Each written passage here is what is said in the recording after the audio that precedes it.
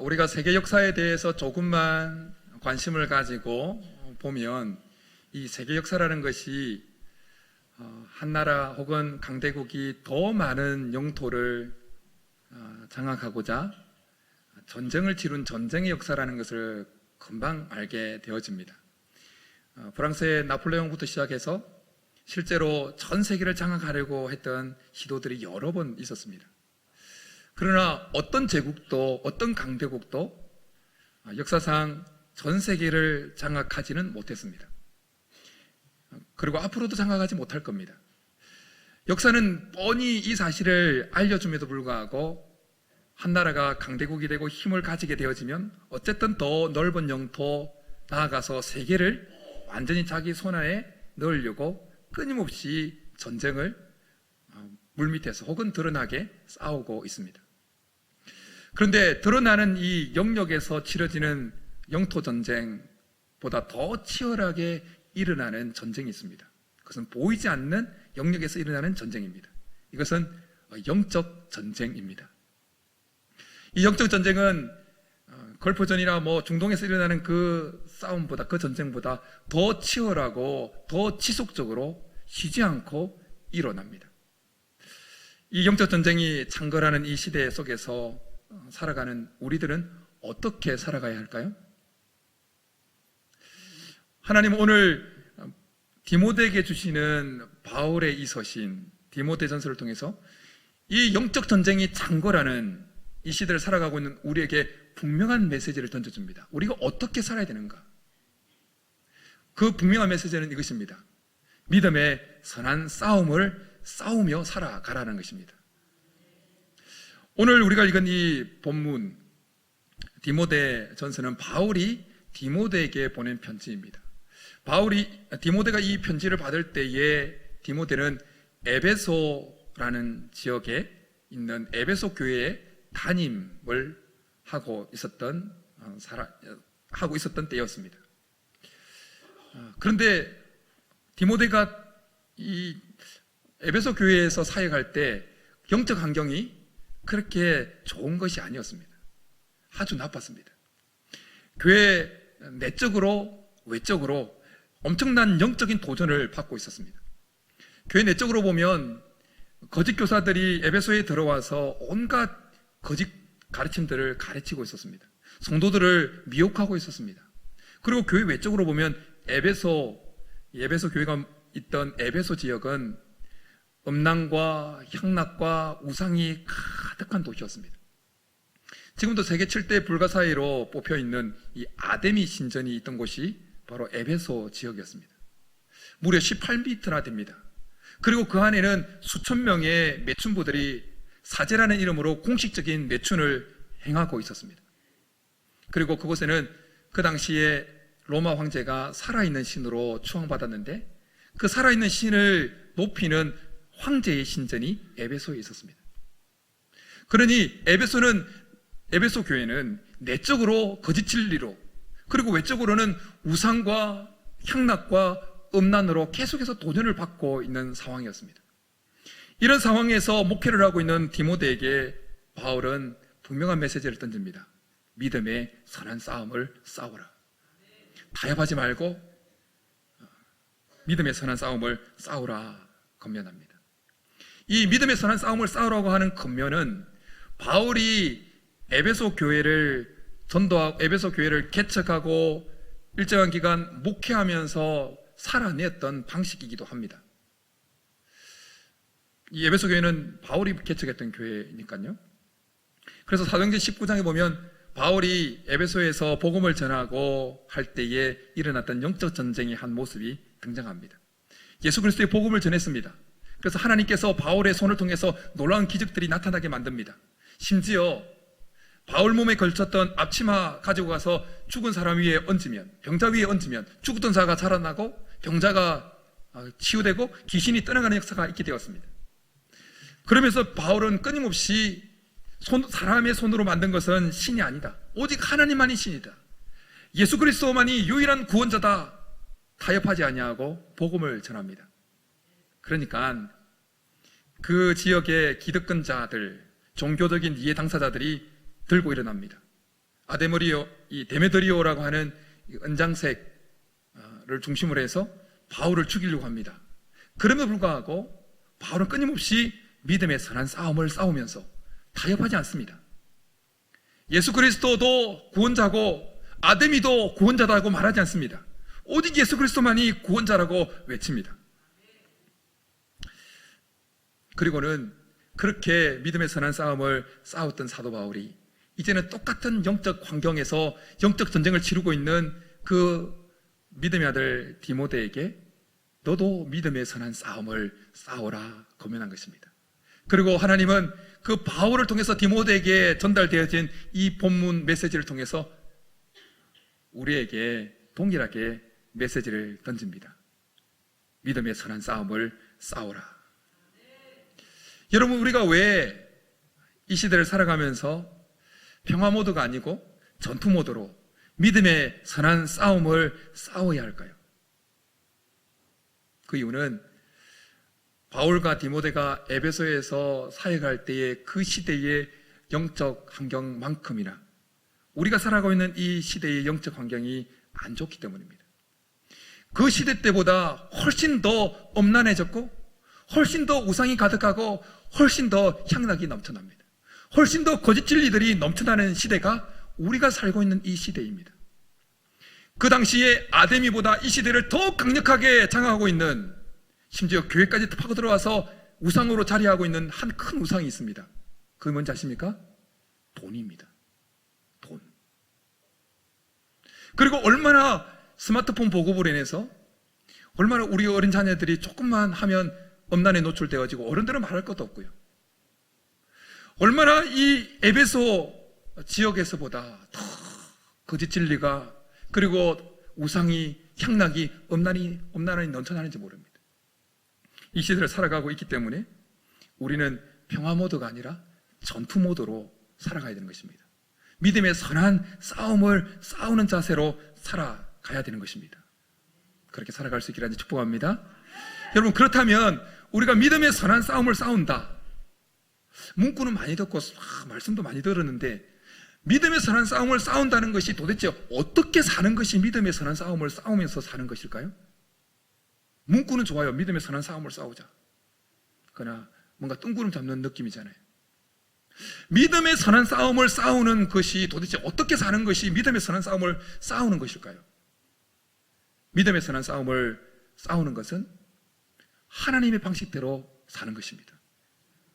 내 방식대로, 세상적인 논리로, 돈의 논리로 살아가는 것이 아니라 하나님의 방식으로, 하나님께서 우리에게 말씀을 통해서 주신 그 하나님의 방법대로 삶을 사는 것이 선한 싸움을 싸우는 것입니다. 믿음의 선한 싸움을 싸우는 것입니다. 바울은 에베소에서 목회하는 디모데에게 믿음의 선한 싸움을 싸우라. 그 우상들과 타협하지 말라. 향락과 엄난과 타협하지 말라. 거짓 진리들과 타협하지 말라.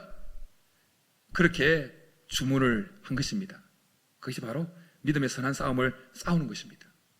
이 시대에 돈의 논리에 결탁하지 말라는 것이 바로 믿음의 선한 싸움을 싸우는 삶입니다. 예수님이 가르쳐 주신 방식대로 사는 것입니다. 어리석다는 소리를 들어도, 미련한 소리를 들어도 한 길 오리를 가자고 그러면 10리까지 가주는 겁니다. 오른발을 치면 왼발까지 내주는 것입니다. 고소를 해서 쏘고까지 하고자 한다면 거도까지 내주는 것입니다. 여러분, 이렇게 사는 것이 쉬울까요? 어려울까요? 하나님의 방식대로, 내 방식이 아니라 세상의 논리, 세상의 가치관대로 어느 정도 결탁해서 살아가지 아니하고 하나님께서 우리에게 주신 그 방식대로 올곧게 살아가는 것이 쉬울까요? 쉽지 않을까요? 쉽지 않습니다. 정말 하나님의 방식대로 살아보려고 몸부림치신 분이라면 금방 압니다. 얼마나 하나님의 방식대로, 하나님의 방법대로 살아가는 것이 힘든지 금방 압니다. 그러기에 우리는 전투 모드를 갖춰야 되는 것입니다. 평화 모드가 안 됩니다. 이 전투 모드는 주님 앞에 서는 그날까지 해제하면 안 됩니다. 바울은 에베소 지역에 머물 때에 고린도 전서를 기록을 했습니다. 그 고린도 전서 15장 32절에 보면 바울은 이렇게 이야기를 합니다. 내가 사람의 방법으로 에베소에서 맹수와 더불어 싸웠으면 내게 무슨 유익이 있으리요? 바울이 에베소에서 복음을 전할 때에, 목회를 할 때에 그 대적자들이 맹수같이 달라들었다는 것입니다. 맹수같이. 그런데 어떤 방법으로 싸웠다고요? 하나님 인간의 방법으로, 사람의 방법으로 싸우지 않았다는 것입니다. 이는 이로, 누는 누로, 나에게 해를 가한 사람에게 복수하는 그런 사람의 방법으로 싸우지 않았다는 것입니다. 하나님의 방법으로 싸웠다는 거예요. 저 사람은 어떻게 저렇게 매 맞고 그냥 지내? 저런 소리를 듣고 어떻게 저 참아? 바보라는 소리를 듣고 미련하는 소리를 들으면서도 하나님의 방법으로 그렇게 살았다는 것입니다. 그리고 이제는 디모데에게 너도 그렇게 살아라, 그렇게 권면한 것입니다. 그리고 하나님은 우리에게 너도 그렇게 살아라 권면해주고 있습니다. 바울은 믿음의 선한 싸움을 싸우라고 말하는 그 바로 윗 문단에 보면 그 에베소에 가득했던 그 논리, 에베소 지역도 돈이 넘쳐났던 곳이거든요. 그 돈의 논리에 사로잡히지 말라, 부하려고 하는 그것에 대해서 경계심을 가져라, 그렇게 권면을 했습니다. 그리고 11절에 넘어와서는 이것들을 피하고 의와 경건과 믿음과 사랑과 인내와 온유를 따르며 라고 말씀합니다. 이 11절에 등장하는 의와 경건과 믿음과 사랑과 인내와 온유를 따르라는 것을 한마디로 말하면 하나님의 방식대로 살아라는 것입니다. 하나님 방식대로. 믿음의 선한 싸움을 싸우는 것은 소극적으로는 세상의 가치관, 세상의 논리, 세상의 방식을 멀리하고 피하는 것입니다. 그리고 믿음의 선한 싸움을 싸우는 적극적인 것은 하나님의 가치관, 하나님의 논리, 하나님의 방식을 따르는 것입니다. 사랑하는 여러분, 여러분에게 도전적인 질문을 하나 해보겠습니다. 여러분의 삶의 방식은 어떻습니까? 여러분의 삶의 방식은 믿음의 선한 싸움을 싸우고 있는 방식입니까? 여러분의 삶의 방식은 세상의 가치관을 멀리하고 있습니까? 소극적으로는 멀리하고 있습니까? 향락과 엄랑과 우상을 멀리하고자 몸부림치고 있습니까?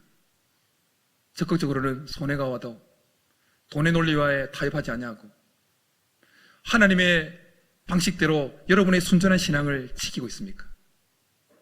그렇다면 잘하고 있는 것입니다. 지난주에 다른 교회 집회 때 간증을 하신 한 성도님의 간증을 유튜브를 통해서 들었습니다.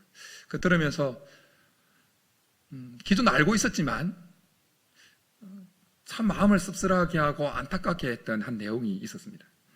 그 간증의 주인공은 20대 초반에 신내림을 받고 26년간 무당으로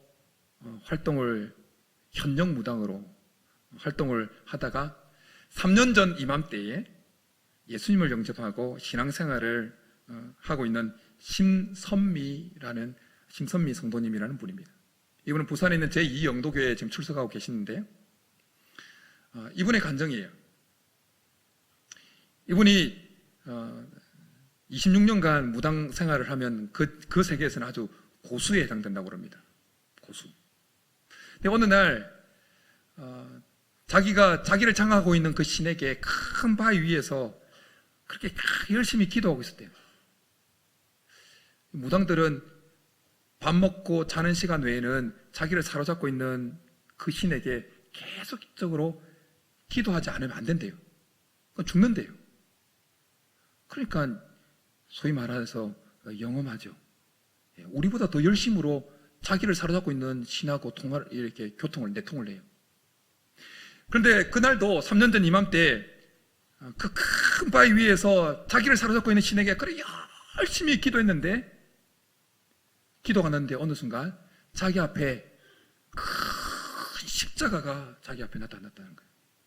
26년간 지금 용하다는 소리를 들으면서 무당 현역으로 하고 있는데 그럼 안 되는 거잖아요. 지금 무당한테는 자기가 모신 신이 나타나야 되는데 지금 십자가가 펄 십자가가 저 앞에 큰 것이 나타났다는 거예요. 근데 이게 무당은 안 돼요. 자기 앞에 딱 나타난 존재가 이게 살아있는 존재인지 힘이 없는 존재인지 금방 안 돼요. 귀신이 쓰여 있으니까.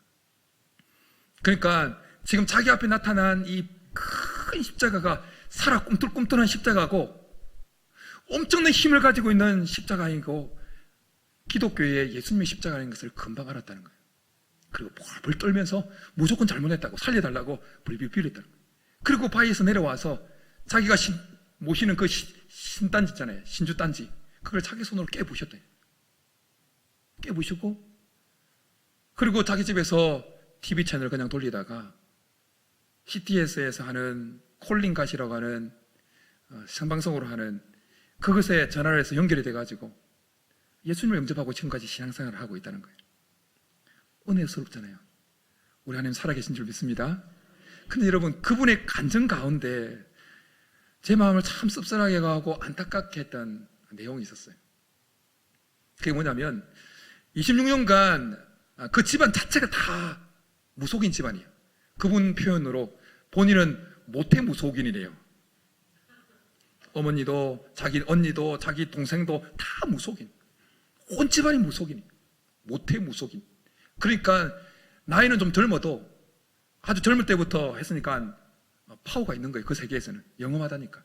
그러니까 손님들이 몇 천만원짜리 굿을 그냥 막 그 사람한테 막 맡기는 거예요. 한 판 굿 벌리는데 몇 천만 원씩 하는 거예요. 그런데 그분의 간증이에요. 그렇게 자기가 영험하다는 소문이 나서 자기를 찾아오는 수많은 고객들 가운데 20%가 기독교인들이라는 거예요. 교회 다니는 사람들. 그걸 자기가 어떻게 하냐? 자기 앞에 딱 오면 보인대요. 뭐가 보이느냐? 교회 다니는 사람은 십자가가 보인대요. 십자가가. 그래서 십자가 보이면 혹시 교회 다니십니까? 물어보면 교회 다닌대요. 웃을 일이 아니에요, 정말. 여러분, 교회를 다니면서 무당을 찾고 점집을 넘나들고 오늘의 운세를 뒤적거리는 사람, 믿음의 선한 싸움을 싸우는 사람 아닙니다. 더 엄밀하게 말하면 그분은 교회는 다니는 사람일지 몰라도 예수 믿는 사람 아닙니다. 그분 그렇게 살다가 천국 못 갑니다. 정말 예수님을 모신 사람은 그렇게 살 수가 없습니다. 어떻게 점집을 넘나들어요? 어떻게 무당을 찾아가요? 살아계신 하나님을 모시고 있는 사람이 예수 믿는 사람 아닙니다. 천국 못 갑니다. 한 가정을 이루고 옆에 뻔히 하나님이 짝지어 주신 배우자가 있는데 그 여자 놓아두고 다른 여자와 딴살림을 사는, 교회를 다니면서도 그렇게 사는 사람 천국 못 갑니다. 왜요? 정말 예수님을 구주로 영접하고 살아가는 사람, 그 생활을 살 수가 없습니다. 천국 못 가는 거예요. 거짓말을 밥 먹듯이 하는 사람, 교회를 다니면서도 거짓말을 밥 먹듯이 하는 사람 천국 갈까요? 못 갈까요? 못 갑니다. 못 가요. 성령을 그 마음속에 모시고 있는 사람은 그냥 너무 위기가 와서 한 번씩은 실수로 그냥 너무 위급해서 거짓말을 할 수는 있습니다. 그 거짓말을 밥 먹듯이 하는 사람, 예수님 믿는 사람 아닙니다. 성령을 모시고 있는 사람 아닙니다. 제 말이 아니고 의심되거든 계시록 21장 8절을 읽어보세요. 엄난한 자, 행음하는 자, 거짓말하는 자, 두려워하는 자, 믿지 않는 자 천국에 못 들어온다고 분명히 말씀하고 있습니다. 여러분, 왜 우리가 이 영적 전쟁이 창궐하는 이 시대에서 믿음의 선한 싸움을 싸워야 할까요? 왜 우리가 세상과 적당히 타협해서 그냥 좀 편안하게 양다리 걸치고 살면 안 될까요? 왜 우리가 손해가 와도 어리석다는 소리를 들어도 하나님의 방식을 고수하고 그렇게 살아내야 될까요? 오늘 우리가 읽은 성경에는 그 이유를 두 가지 제시합니다. 두 가지. 첫 번째는 우리가 믿음의 선한 싸움을 싸워야 되는 이유는, 우리가 하나님의 방식대로 살아야 되는 이유는 우리가 그렇게 살아내도록 하나님 나라의 싸움꾼으로 부름받았기 때문이다 라고 말씀합니다. 12절에 이렇게 말씀합니다. 내가 부르심을 받았고 많은 증인 앞에서 선한 증언을 하였도다. 부르심을 받았다는 것은 확실한데 어떤 부르심을 받았다는 것일까요? 오늘 본문에 보면 나와 있지는 않습니다. 그러나 디모데전서와 디모데후서 전체를 읽어보면 지금 바울이 디모데에게 네가 부름을 받았다고 말하는 그 부름은 바로 하나님 나라의 군사로서 부름을 받았다는 그 부르심을 이야기하는 것이었습니다. 그래서 디모데전서 1장 18절에서 바울은 이미 디모데에게 선한 싸움을 싸우라 권면했습니다. 그리고 디모데후서 2장에서는 이렇게 말씀을 했습니다. 너는 그리스도 예수의 좋은 병사로, 옛날에는 군사로 되어 있죠, 병사로 나와 함께 고난을 받으라. 병사로 복무하는 자는 자기 생활에 얽매이는 자가 하나도 없나니 이는 병사로 모집한 자를 기쁘게 하려 함이라. 자기 생활에 얽매이지 않는다고 그러니까 오늘부터 직장 생활 때려치워야 되나? 그 말이 아니에요. 자기 생활에 얽매이지 않는다는 말은 자기 위주로 삶을 살아가지 않는다는 말이에요. 하나님의 군사로 부름받은 자는 자기 위주로 살아가지 아니하고 자기 방식으로 살아가지 아니하고 어떤 방식으로 사는 자라고요? 하나님의 방식으로. 하나님께서 우리에게 말씀을 통해서 주신 하나님의 방식으로, 하나님의 방법으로 세상을 살도록 부름을 받은 자가 바로 하나님의 군사라는 것입니다. 우리가 하나님의 방식대로 살면서 믿음의 선한 싸움을 싸워야 되는 이유가 바로 여기 있습니다. 우리가 하나님 나라의 군사로 부름받은 자이기 때문입니다. 여러분, 저와 여러분이 하나님의 군사로 부름받았다는 이 사실을 잊지 마시기 바랍니다. 이 신분을 잊지 마시기 바랍니다. 말씀을 전하면서 마음에, 오늘 말씀이 좀 무겁잖아요. 도전적이잖아요. 근데 제 마음이 그거예요. 말씀을 전하는 저나 여러분이나 모두가 마지막 날에 다 천국에 있기를 바라는 마음에서 전하는 것입니다. 정말 제대로 살아야 돼요. 제대로 하나님 방법을 고수해야 돼요. 그렇지 않으면 마지막 날 가서 난 너 모른다 그러는 거예요. 하나님이. 얼마나 억울하겠어요. 적당하게. 그때는 얼마나 억울하겠어요. 주일날 놀러 가지도 못하고 어정쩡하게 예배 드리면서 놀러 가지도 제도 못하고 얼마나 억울하겠어요. 마지막 날에 너 모른다 그러면 하나님이. 우리가 하나님 나라의 군사로, 하나님 나라의 싸움꾼으로 부름받았다는 이 의식을 계속 가지고 있으면 사단이 우리 코를 빼가지 못합니다. 눈을 빼가지 못합니다. 그러나 이 의식을 상실해버리면, 우리가 하나님 나라의 싸움꾼으로 부름받았다는 이것을 잊어버리면 대적마귀가 우리 코를 빼가고 눈을 빼가는 것입니다. 우리는 삼손 사사의 결말을, 인생의 결말을 잘 압니다. 그 결말이 어떻게 됩니까? 두 눈이 뽑혀서 처참하게 모욕을 당하는 가운데 건물이 무너진 그 더미 속에서 죽습니다. 왜 그런 비참한 결말을 맞이했습니까? 그가 사사로 부름받은 그 자기의 신분을 망각했기 때문입니다. 2007년에 개봉했던 300이라는 영화가 있습니다. 보신 분들도 있겠지만 미성년자 관련 부분입니다. 뭐 그렇다고 뭐 대단한 그런 건 아니고요. 폭력적인 막 그런 게 나오기 때문에 그런 거예요. 근데 보면 인상적인 한 장면이 뭐 그 전쟁 씬이기 때문에 폭력적인 장면 가운데 제 뇌리에 남아있는 한 인상적인 한 장면이 있습니다. 설교 중에도 그게 떠올랐는데요. 그게 뭐냐면 이 스파르타의 페르시아 제국의 왕이 보낸 한 사신이 도착합니다.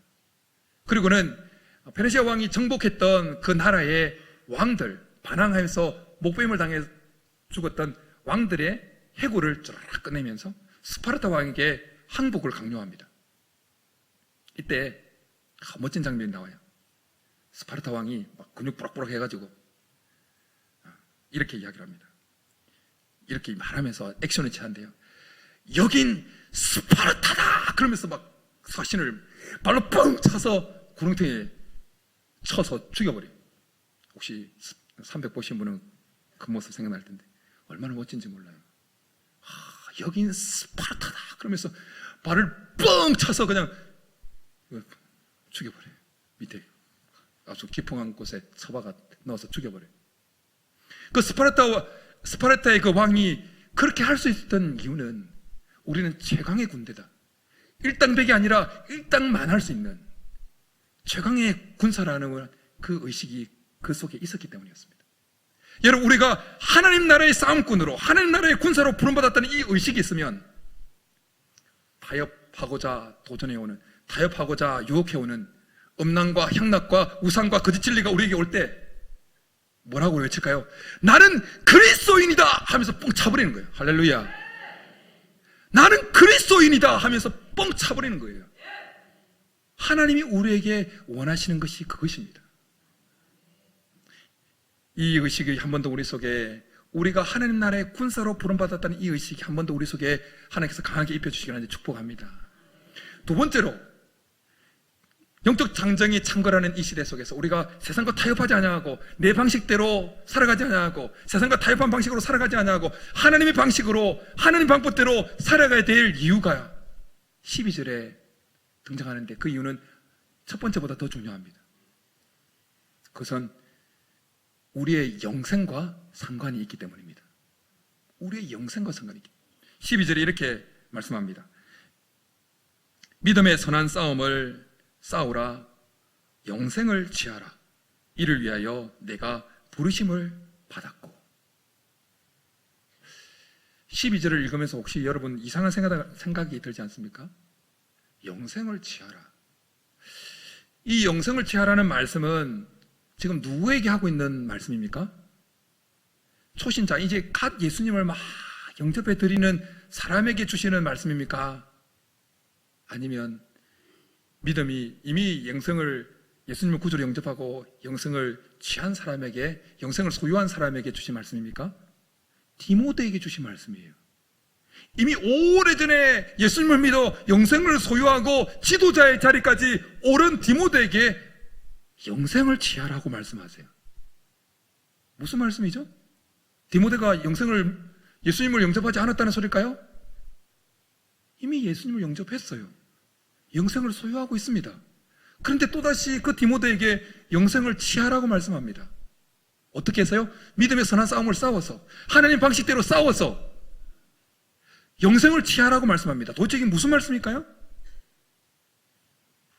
이 말씀은 종말론적으로 예수님을 영접함으로 약속된, 소유받은 그 종말론적인 영생을 현재 삶에 끌어와서 누릴 수 있게 하라는 것입니다. 여러분, 단순히 우리가 예수님을 영접하면 이제 그렇잖아요. 죽으면 우리 영생한다. 그건 종말론적인 영생이에요. 하나님께서 우리에게 허락하신 영생은 종말론적인 영생이에요. 죽으면 이제 영원히 살게 되어지는. 근데 하나님께서 우리에게 원하시는 것은 단순히 종말적인 영생을 소유하고 있는 차원을 넘어서 하나님께서 예수 그리스도를 영접하면서 우리에게 허락하신 그 영생을 현재의 삶에서도 누리기를 원하신다는 것입니다. 그래서 영생을 취하라는 것입니다. 근데 그 영생을 취하는 것은 다른 것으로 되는 것이 아니라 믿음의 선한 싸움으로 말미암아 취할 수 있다는 것입니다. 하나님의 방식대로, 내 방식대로, 세상 방식과 적당하게 타협해서는 마지막 종말론적으로 허락하신 그 영생을 현재적으로 끌어와서 누릴 수 없다는 것입니다. 손해가 와도,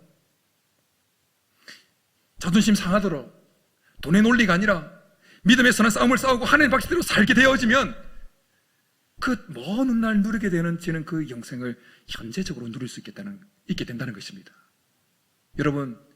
여러분에게 한 번 더 묻겠습니다. 예수 그리스도를 구주로 영접하셨습니까? 아멘 안 하시는 분들은 한 번 더 묻겠습니다. 예수 그리스도를 구주로 영접하셨습니까? 그렇다면 이미 여러분들은 영생을 소유한 자입니다. 한 번 더 질문합니다. 예수 그리스도를 구주로 영접하면서 소유한 그 영생을 현재 여러분 삶에서 누리고 있습니까? 어떤 어려움이 와도 이 어려움으로 인해서 어떻게 내 삶이 완전히 찌그러진다 할지라도 나는 죽어도 산다라는 그 영생에 대한 믿음 때문에 그 어려움에 주눅들지 않고 있습니까? 암 선고를 받아서 이것이 잘못되어서 결국 내가 죽는다 할지라도 나는 죽어도 산다는 그 믿음 때문에, 그 영생의 믿음 때문에 현재 그 암에 대한 두려움을 이겨내고 있습니까? 하나님은 그렇게 하기를 원하십니다. 하나님이 살아계시다는 그 믿음을 가지고 세상 방법이 아니라, 세상 방식이 아니라 하나님의 방식대로 싸워 나가기를 원하십니다. 하나님이 나를 사랑하신다는 그 믿음을 가지고 좀 자존심 상해도, 손해를 보더라도 내가 하나님 방식을 선택하는 것입니다. 이 세상이 다가 아니라 영원한 하나님 나라가 있다는 그 믿음을 가지고 좀 내게 손해가 있다 할지라도 하나님의 뜻대로, 하나님 방식대로 살아갈 때에 많은 한이 있더라도 내가 이 방식을 선택하며 살아가는 것입니다. 그럴 때 우리는 하나님 나라의 싸움꾼으로 부름받은 이 신분으로 살아갈 뿐만 아니라 정말 현재 종말론적으로 약속하신 그 영생을 현재적 영생으로 누리게 될 줄 믿습니다. 이런 은혜가 우리 모두 있기를 주님으로 축복합니다.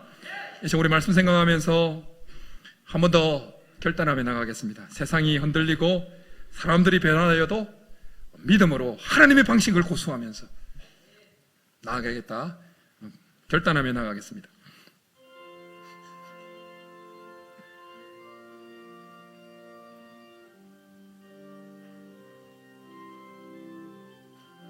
세상은 들리고 사람들은 변하여도 나는 주를 섬기리. 주님의 사랑은 영원히 변하지 않네. 나는 주를 신뢰해. 오직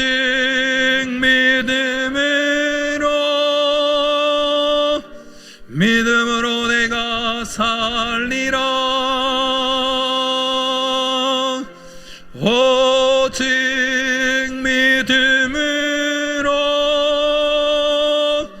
믿음으로 내가 살리라. 믿음은 들리고 사람들 주를 떠나도 나는 주를 섬기리. 주님의 나라는 영원히 쇠하지 않네. 나는 주를 신뢰해. 오직 믿음으로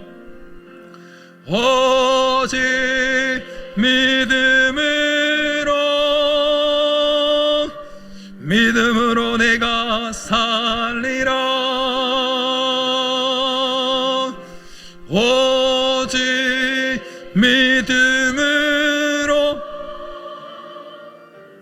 믿음으로 내가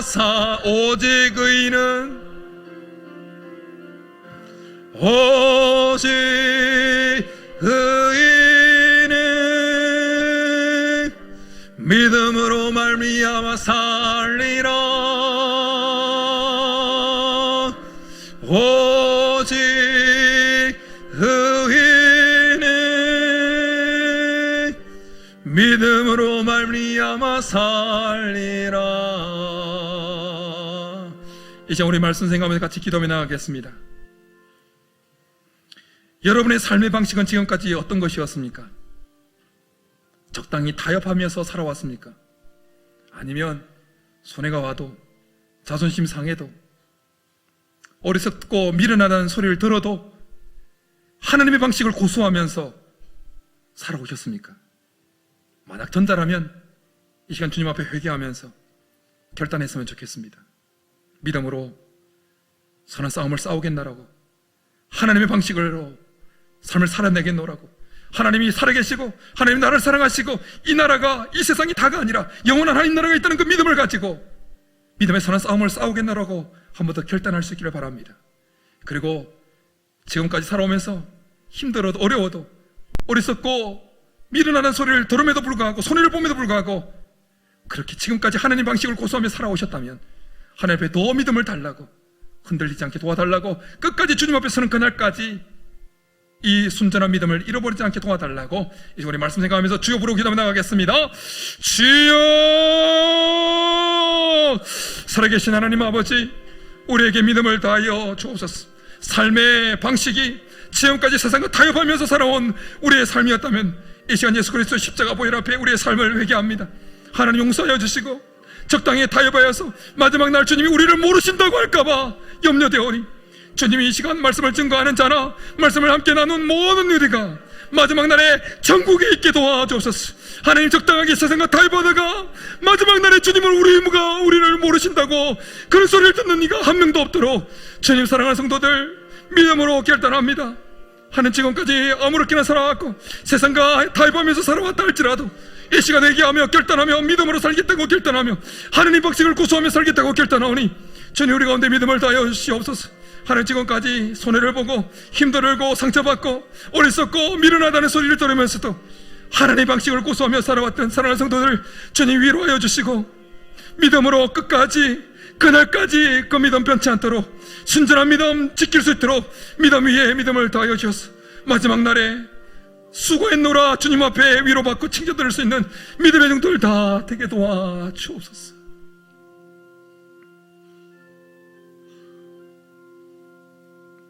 살아계신 하나님 아버지, 영적 전쟁이 난무하는 이 시대에 하나님의 방식을 고수하며 살아가는 것이 얼마나 힘들고 어렵다는 것을 너무나 잘 아시는 하나님, 그렇게 우리 가운데 세상과 타협하면서 살아온 일들도 있고 힘든 가운데에서도 하나님 바라보면서 여기까지 온 성도들도 있는 줄 아오니 주님 우리를 불쌍히 여겨 주옵소서. 세상과 타협하면서 살아온 성도라 할지라도 주님 이 시간 우리가 결단하면서 한 번 더 믿음으로 살겠노라고, 하나님의 방식을 고수하며 살겠노라고 결단하오니 새롭게 하여 주옵소서. 어려운 속에서도 어리석고 미련한 소리를 들으면서도 손해보면서도 자존심을 상하면서도 믿음으로 하나님 앞에 순전한 믿음을 지키고 온 성도들 주님 위로하여 주시고 셈을 주시고 마지막 주님 앞에 서는 그날까지 이 믿음 변치 않도록 역사하여 주옵소서. 그래서 오늘 예배를 드리는 우리 모두가 한 사람도 예외 없이 마지막 날 천국에 있게 도와 주옵소서. 종말론적으로 하나님께 약속하신 그 영생을 현재 삶 속에서 누리며 마음껏 달려가는 믿음의 종들 다 되게 도와 주옵소서. 그렇게 해주실 줄을 믿고 감사를 드리며 예수님의 이름으로 축복하며 기도드립니다. 아멘.